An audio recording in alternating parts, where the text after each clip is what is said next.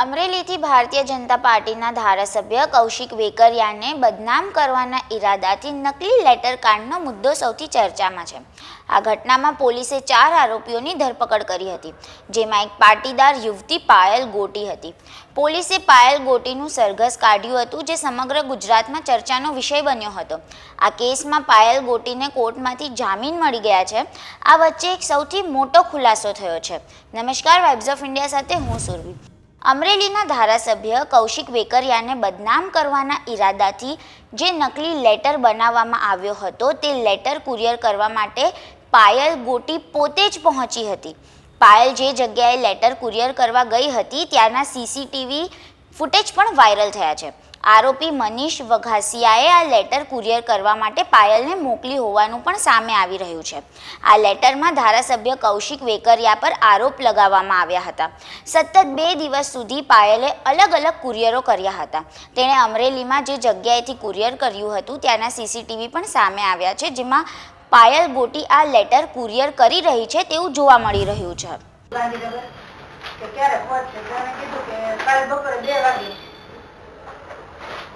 તો અને એકના 300 ને એકના 350 તો ઓનલાઈન પેમેન્ટ કરી દો। હા હા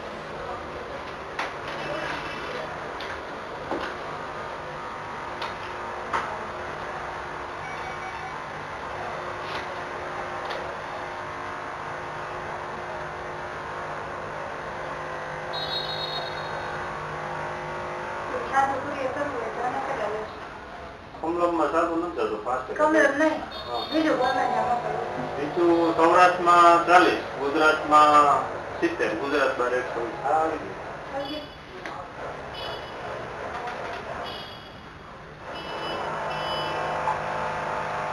કમલમ ને છે ને સ્પેશિયલ ડિલિવરી એરેન્જમેન્ટ સાહેબે કીધું છે, કરેલી છે, એનો માણસ જ અલગ છે। બાકી કોઈ કુરિયર વાળા કરતા નહીં હોય, કોઈ પહોંચાય નહીં, સ્પેશિયલી જાવ, કારણ કે ત્યાં જાય પછી 2-2.5 કલાક તો ત્યાં અંદર થાય।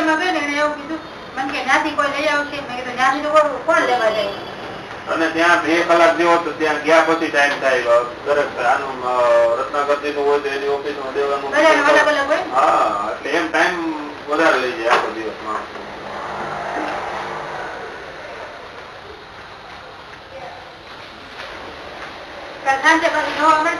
તમારામાં જેના મોબાઈલ નંબર નાખેલા છે ને મોકલનારમાં, એમાં વોટ્સએપ એ વયો ગયો છે કે પીડીએફ રિસીપ્ટ, ટ્રેકિંગ લિંક અને મેસેજ।